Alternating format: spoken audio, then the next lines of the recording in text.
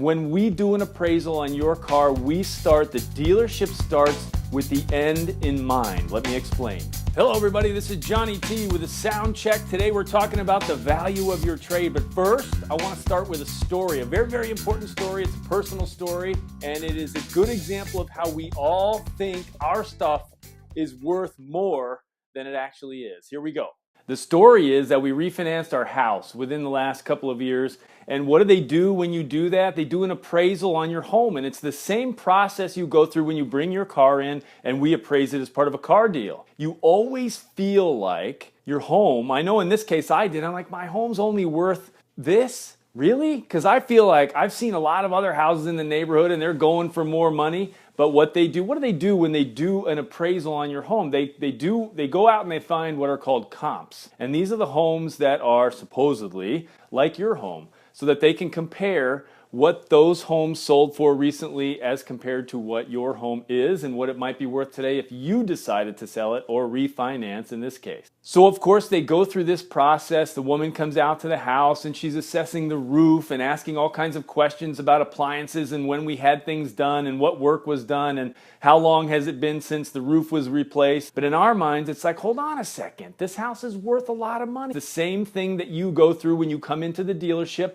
You always feel like your car should be worth more than what it actually is to us. The first point I want to make is the dealership, any dealership, is the only business that can turn your car into cash money. Other than you going out and selling it, somebody else, a consumer out there somewhere who might be interested in your car, we are the only place that you can turn your car into cash.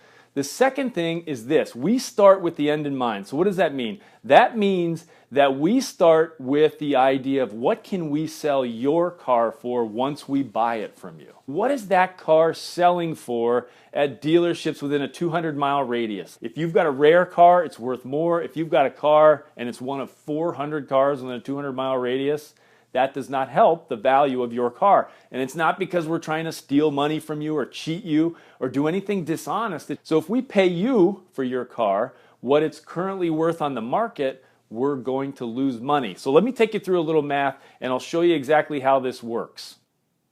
Hello everybody, welcome back. Okay, I'm going to take you through some math now, and as you can see, I've cleared away all the distractions. In fact, I went backstage and I talked to my producer and he said, John, why don't you give yourself a haircut too? Sure, we have cleared away everything so we can get to work on the math. And the first thing I want to do is just take you through the basics of how a used car is listed on the used car lot. Let's say we have a beautiful 2010 Camry. It's listed at $13,999. Now, why do we do that? People will say, why do you do that? Why don't you just go to the exact price of the car? Because we know that you, the customer, love to come in and negotiate. This just happened on Saturday. The customer comes in, there's a beautiful Corolla on the showroom floor, and I mean, it's marked down. Once that green tag, that bright orange, that bright green tag goes on the mirror in the car and that used car is on the new car showroom floor, man, we are trying to get rid of that car. We don't have any room left in the price. But when we start out, we do have some room because we know you like to negotiate. So by the time we do some of that negotiating, wiggling, trying to win your business, that amount equals about $1,500. So then this $13.99 in the end becomes something more like $12,499. So $13.99 becomes $12,499, and it's not an exact science. This is part of the fun of negotiating for the car that you want, that you desire, that you can't wait to drive down the road and impress all your friends. Now, remember, the dealer starts with the end in mind. When we go to offer you an amount of money for your car, we start with the end in mind. So I'm going to cover a specific situation on a Toyota Sienna that I took in on trade so that you can get a really good idea about how this works.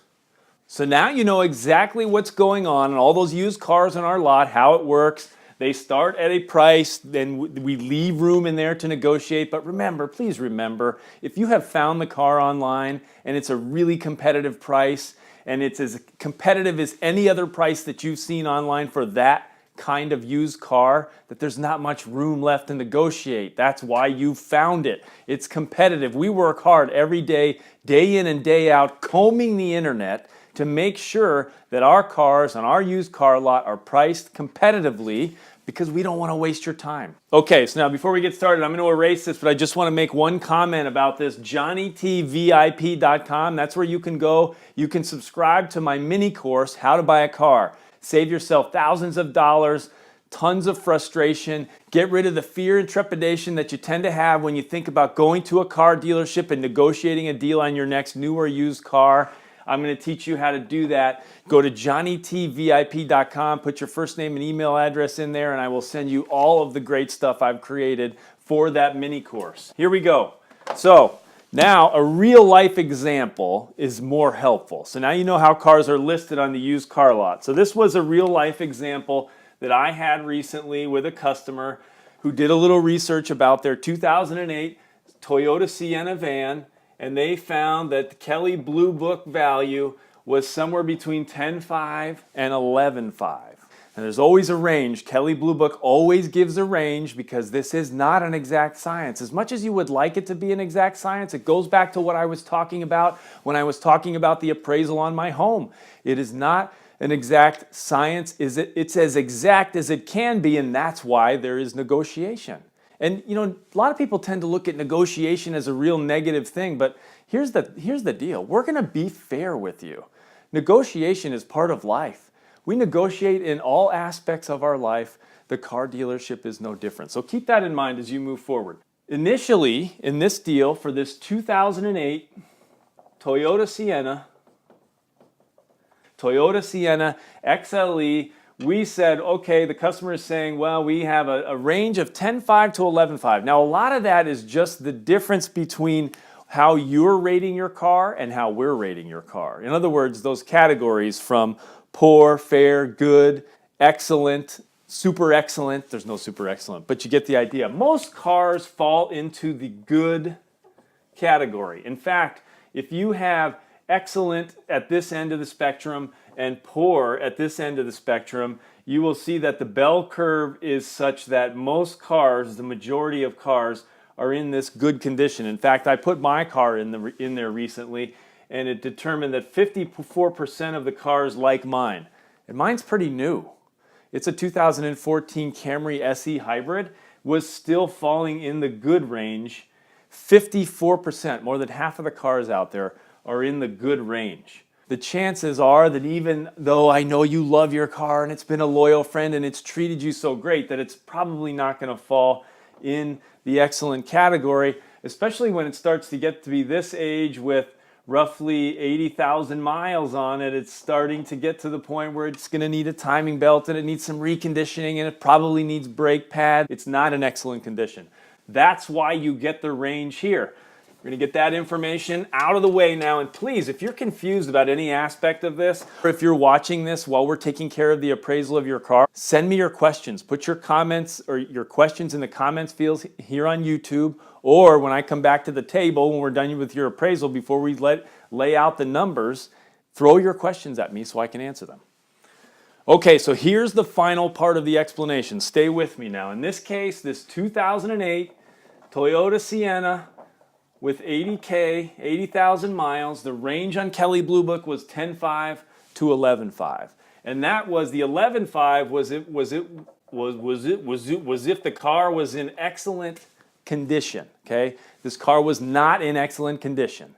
It needed some serious cleanup on the inside. It had French fries all over the place, scratches and scrapes and cracked bumpers and all kinds of stuff. So we rated in good condition. So we started at a number of $10,500.